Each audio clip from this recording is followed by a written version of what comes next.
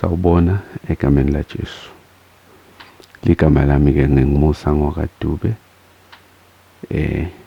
Ngiyamthanda Jesu. Lokusho ukuthi nginebudlelwane naJesu. Nanginebudlelwane naJesu by all means ngato tonke tindlela ngilwela kumjabulisa. Ngingeke ngibe perfect kodwa uyayifunza inhliziyo yami ngoba wonke umuntu lokhona uyincwadi levulekile kuNkulunkulu. Ubona konke uNkulunkulu ngaye. Enhlizweni yami ngihlala ngitimisela kumjabulisa uNkulunkulu. Kwekucala ngabe ndalobudlelwane naye kwaba semthethweni, ngesingisi bathi kwaba official. Savumelana naye ukuthi mina ngifuna kumlandzela. Ngase ngiyatimisela kwenda njengekotimiso takhe. Sifundo sethu sanamuhla sitawukhuluma ngekutiphinziselela njengemzalwane. Njengoba siphila emhlabeni nje kunetikhatsi lapho khona sikhandza ukuthi sibhekana netimo letibita ukuthi umzalwane sekufuna ukuthi kube khona la kwendako noma la kakushoko ngesimo lacindzeteleka kiso. Phela vele njengoba siphila emhlabeni naJesu lo ngumfundisi wethu, lo sibonelo sethu nalo ngumholi wethu wahamba kuto letimo lesikhuluma ngato. Namhlanje sitawukhuluma sibuke Jesu, siphinde sibuke ukuthi uthini, sibuke nokuthi wenda njani yena. Uthi-ke Jesu lapha encwadzini yaMateyu, sitawubuka lapha kuMateyu 5:38. Akhuluma Jesu ngendzaba yekutiphinziselela. Nivile futhi ukuthi kwathiwa liso ngeliso, litinyo ngelitinyo. Kodwa mina ngithi kini ningamelani nalokubi. Umuntu nakakumukula esihlathini sangesekudla, mnike nalesi lesinye. Nabe umuntu akwemukela lihembe, mnike nelijazi futhi. Nabe umuntu acindzetela kuthi uhambe naye ikhilomitha libe linye umthwalele umthwalo wakhe, hamba naye abe mabili. Lele singisi lithi lapha ku-verse 39, do not resist an evil person. Do not resist an evil person.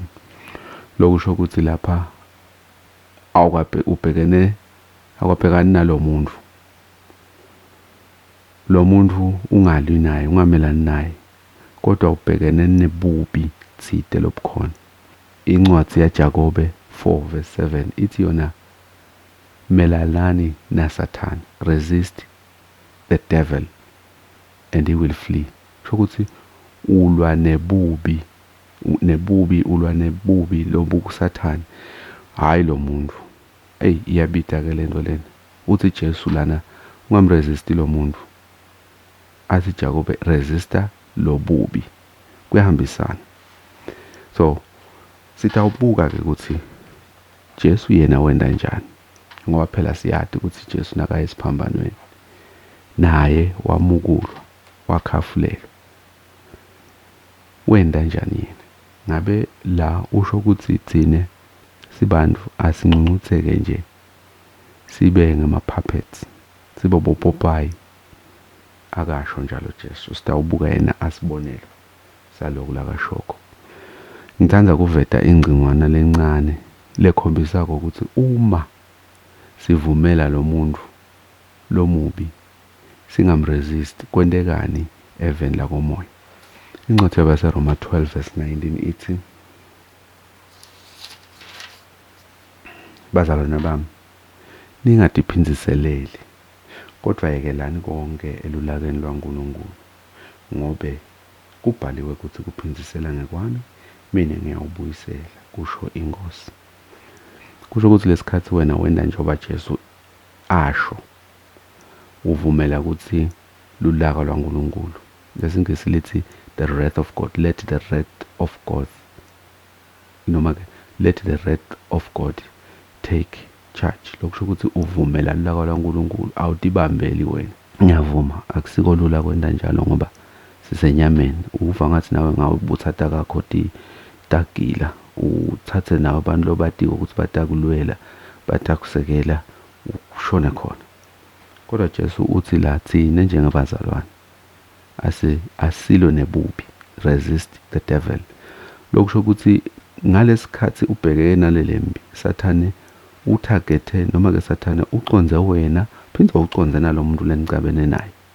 So wena ufuna ucaphele ukuthi wehlula Sathane kulesimo awehluli lo muntu. Sawuqhubeka sibuke-ke ukuthi Jesu yena wenda njani, ngoba phela uma sifunda incwadi yaMateyu 26 verse 67 siyathola ukuthi Jesu naye wakhafulelwa waphindze washaywa.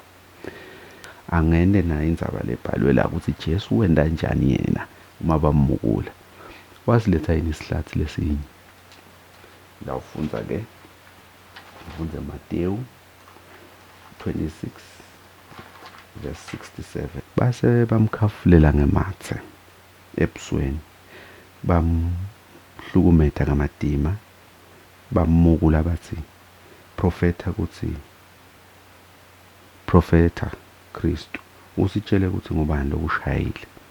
Lokusho ukuthi badlala ngaye. Mateyu akayikhulumi le ndzaba kahle ukuthi Jesu wabese uthini uyedlula, kodwa ngithanda Johane 18 verse 22 yena uyakhuluma ukuthi Jesu wendani. Asakhuluma lokho Jesu lomunye wabogatsi labasethude naye wamukula ngempama wathi uphendula umpristi lomkhulu ngalendlela, uphendula umpristi lomkhulu na usho nje. Jesu wamphendula wathi nangikhulume kabi. Jesu wamphendula wathi nangikhulume kabi shano phela ukuthi ngitsiteni, kodwa nangikhulume iqiniso ungishayelani.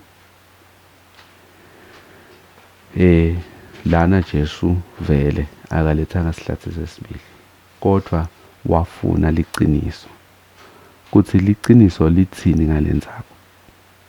Sibonelo lesihleke lesi uthi lithini liqiniso lalendzaba. Imcoka lendzaba ngoba kungenteka nawe udzinga kuthola liqiniso lalendzaba. Kungenteka kube usephutheni uthi ungathola liqiniso bese uyaxolisa neyayilungisa lendzaba.